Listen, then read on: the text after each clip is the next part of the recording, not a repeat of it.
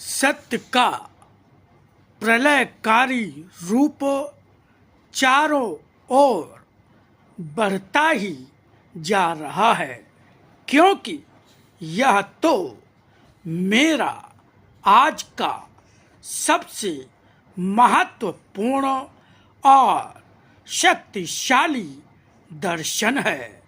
रूप चाहे भूकंपों के हों, चाहे बमों के फटने के हों, चाहे भयंकर अग्निकांडों के हों, इनके बीच जो फंसेंगे वे तो मृत्यु के ही मुख में जा चुके हैं पहले ही मेरे द्वारा।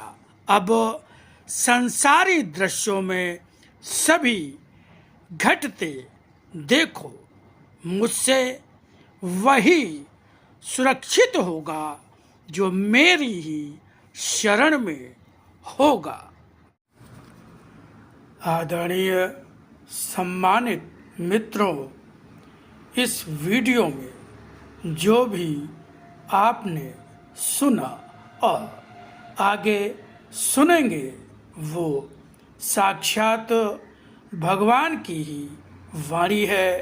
भगवान ने स्वयं कहा कि आज फिर से लिपि रूप में आकर अपनी वाणी के ज्ञान के रूप में उसी गीता को जो कृष्ण रूप में अर्जुन को सुनाई थी, फिर से सरलतम भाषा में सुनाता जा रहा हूँ।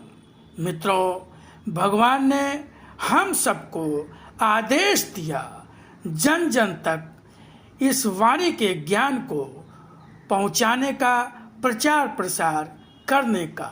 तो भगवान के उसी आदेश के पालन हेतु ही ये वाणी का ज्ञान वीडियो के माध्यम से आप तक पहुंचाने का गिलहरी सदृश प्रयास कर रहा हूं। निवेदन है कि आप स्वयं भी इस ज्ञान को ध्यान से सुने, बार बार सुने और इसको आगे बढ़ाकर इसके प्रचार प्रसार में अपना सहयोग प्रदान करें।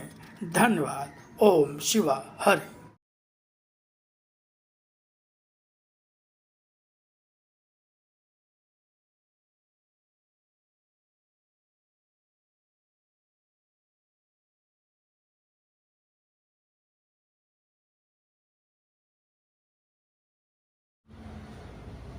आज भी यदि स्वयं तुम ही शरीर को शारीरिक सुखों के लिए और उस रूप में भोगों का एक स्थान बनाना चाहते हो, तो यह भी भोग तुम्हारे भाग्य की देन ही होगा।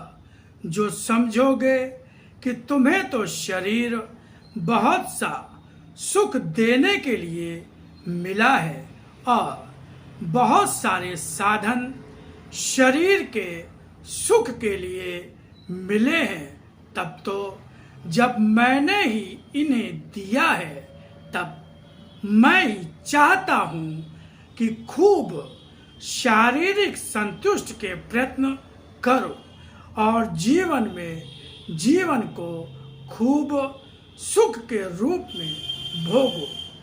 मगर यही भूल करते हो, मगर यही भूल करते हो जब मुझे मेरे ही अर्थ में, मेरे ही रूप में पहचान नहीं पाते हो।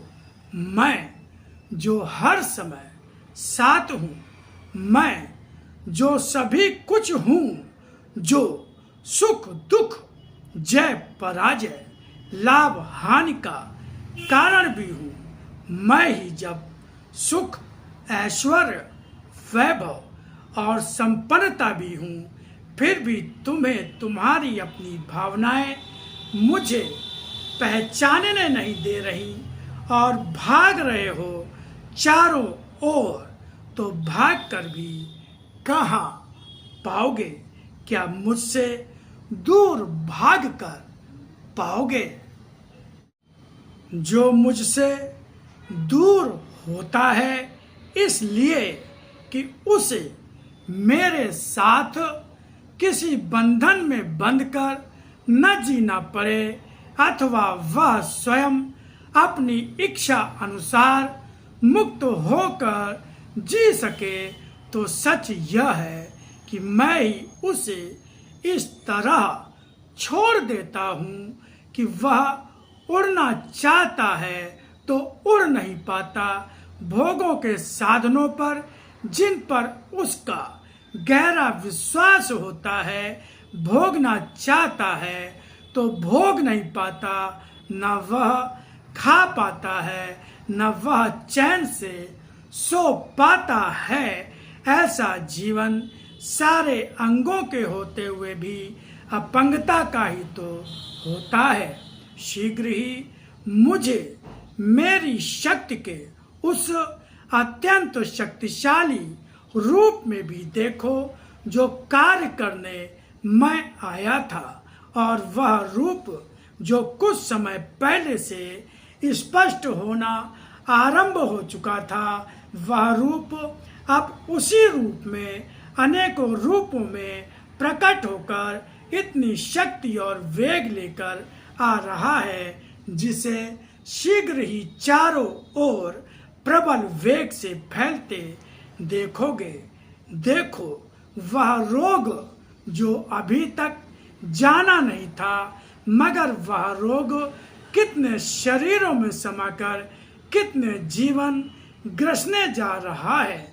जो मनुष्य स्वयं पर अति से अधिक विश्वास लेकर जीवन में भाग दौड़ कर रहा था, इसलिए कि इस भाग दौड़ के बाद वह आकाश भी छू सकता है और आकाश से चांद सितारे भी तोड़कर ला सकता है।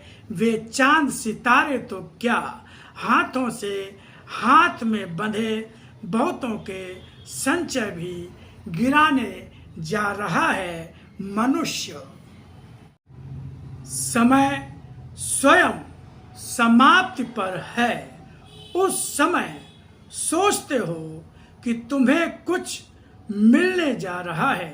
समय में अब तुम्हारे भविष्य के रूप में कहीं तुम्हारे जीवन के सुख नहीं है।